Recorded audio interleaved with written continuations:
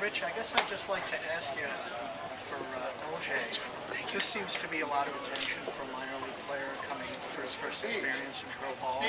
Is there some way that you impart maybe some kind of wisdom to him as far as getting him into the regular routine of things rather than having to deal with the fact that his name is his son? Well, he probably knows more baseball than all of us put together. And knowing Maz, probably from the first day he was born, he was trying to teach him how to switch hit. And he's probably mad that he's only a right-hand hitter. But no, he's, guys like, I had a son play college basketball, and they always said, coach's son. And that's true. Coaches' sons, they're very fortunate to be around the game, to be around to see how other big leaguers do it. And the thing I like about LJ, he's probably been around a lot of big league players and see how they do stuff, see how the good ones do it.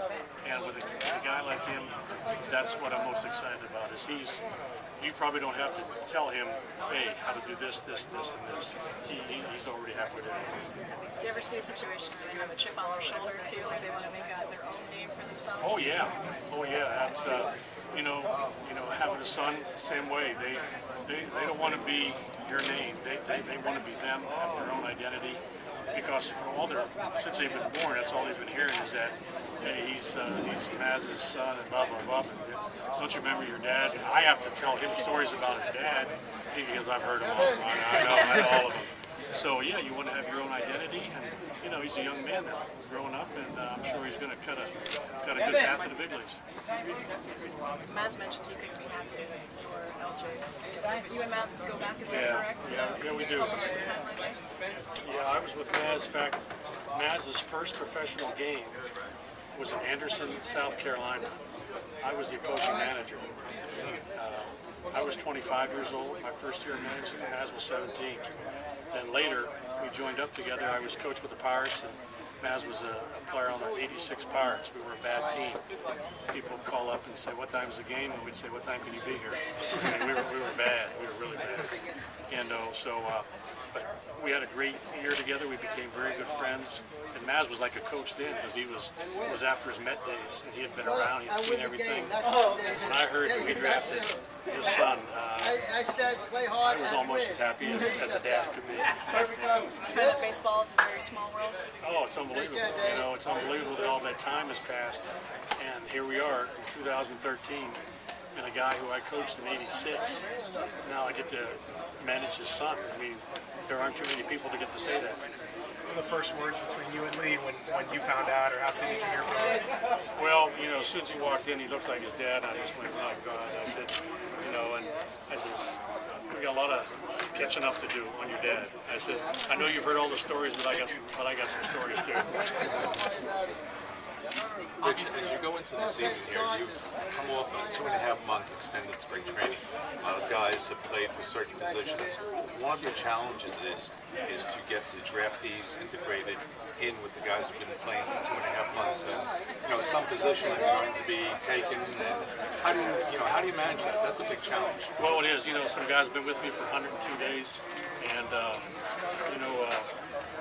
I'm partial to them because what they've been through.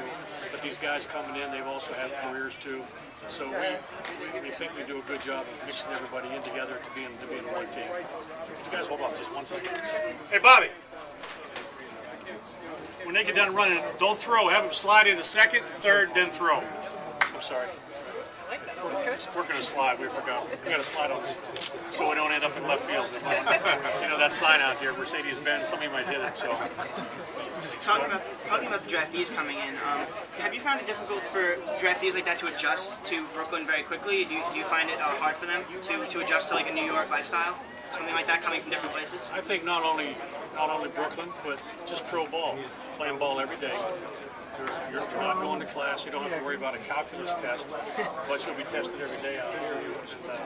And these kids that came in, I talked to Matt Oberstein today, and he said, geez, this is going to be different baseball every single day. And I said, yeah, that's what it is. And the lifestyle and traveling.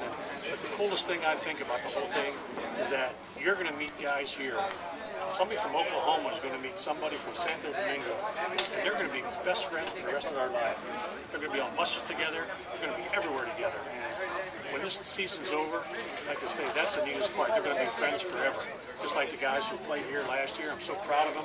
They won the pennant, the first half pennant last night in Savannah. They've all bonded together, and they never knew one another before last year. And that's what's going to happen to this bunch too.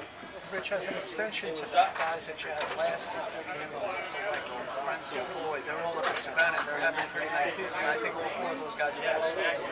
Are they on your radar still? Sure, you know, I watch them every night, and I just told Larry Rojas, the manager, I said, you tell those suckers, if they had to hit 340 for me, we don't want to pennant by 20 games with our pitching. But they've matured, they're in the system, and once you get in the system, it doesn't matter whether you're a number 1 pick, a number 200 pick, you're just one of the guys trying to get better. We had a kid last year, Jeff Reynolds, who barely played. We got him in the game here and there, and all of a sudden, he's doing great for them. He's part of their deal. He's a kid from Harvard. What's he going to play in baseball? He's out of his mind. He should be on Wall Street, you know, making millions of dollars. Yeah, but it's so neat. The kids from, you know, we have a kid from Cuba that's going to probably hook up with a kid from Oklahoma. What's the odds on that in any other business? It doesn't work that way, and that's why baseball's so neat at this level. You mentioned the success you guys have had knocking on the door the last couple of years. How does the whole effect of the Superstorm Sandy kind of, you know, connect with the team and the rest of the players? I tell everybody when that happened.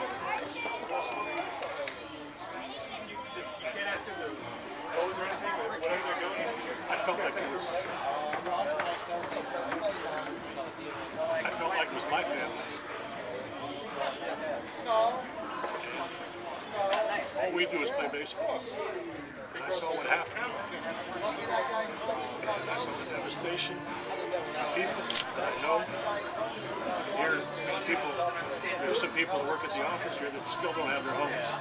And I said, this year, I hope our job this year is to provide some entertainment for those people that have been through hell. And if we can do that, it'll be a great year. Wins or losses, forget it. Just come out and enjoy yourself. You deserve it. After what they've been through here, they deserve to come out and have a good time. That, to me, is my goal for this team.